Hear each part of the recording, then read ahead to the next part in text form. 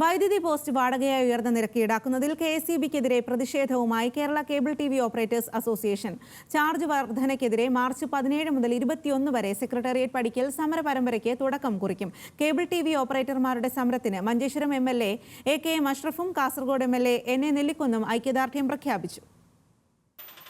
സ്വയം തൊഴിൽ സംരംഭകരായ cable TV ഓപ്പറേറ്റർമാർക്ക് ആശ്വാസമായി വൈദ്യുതി പോസ്റ്റ് വാടക നിരക്ക് പുതുക്കി നിശ്ചയിച്ചുകൊണ്ട് സർക്കാർ ഉത്തരവിറക്കിയിരുന്നു. എന്നാൽ ഈ ഉത്തരവ് മറികടന്ന് ബ്രോഡ്ബാൻഡ് സേവനത്തിന് വൻകിട ടെലികോം കമ്പനികൾ നിശ്ചയിച്ച ഉയർന്ന നിരക്കാണ് KSEB ഇപ്പോഴും ഈടാക്കിക്കൊണ്ടിരിക്കുന്നതെന്നാണ് കേബിൾ ഓപ്പറേറ്റർമാരുടെ ആക്ഷേപം. ഉയർന്ന നിരക്ക് പിൻവലിച്ച് ബ്രോഡ്ബാൻഡ് ഡിജിറ്റൽ കേബിൾ നിരക്കുകൾ ഏകീകരിക്കണമെന്നാണ് ഇവരുടെ ആവശ്യം. വിവിധ ആവശ്യങ്ങൾ ഉന്നയിച്ച് മഞ്ചേശ്വരം MLA AKM അഷ്റഫിനും കാസർഗോഡ് MLA NA നെല്ലിക്കുന്നിനും കേബിൾ TV ഓപ്പറേറ്റേഴ്സ് അസോസിയേഷൻ നിവേദനം നൽകി. KSEBയുടെ ചാർജ് വർധനയ്ക്കെതിരെ മാർച്ച് 17 മുതൽ 21 വരെ സെക്രട്ടേറിയറ്റ് പടിക്കൽ നടക്കുന്ന സമര പരമ്പരയ്ക്ക് MLAമാർ ഐക്യദാർഢ്യം പ്രഖ്യാപിച്ചു.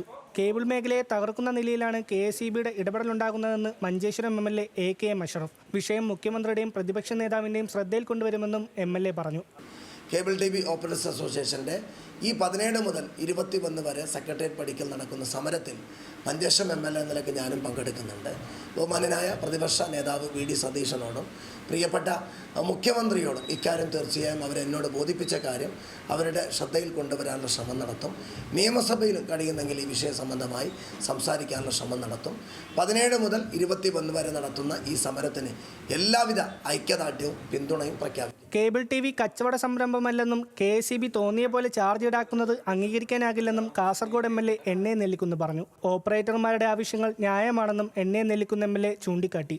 എൻ്റെ ഓർമ്മ ശരിയാണെങ്കിൽ ഞാൻ MLA ആയതിനു ശേഷം ഈ കേബിൾ TV ഓപ്പറേറ്റേഴ്സ് നടത്തിയിട്ടുള്ള ഒരുപാട് സമരങ്ങളിൽ ഞാൻ ഭാഗവാക്കായിട്ടുണ്ട്.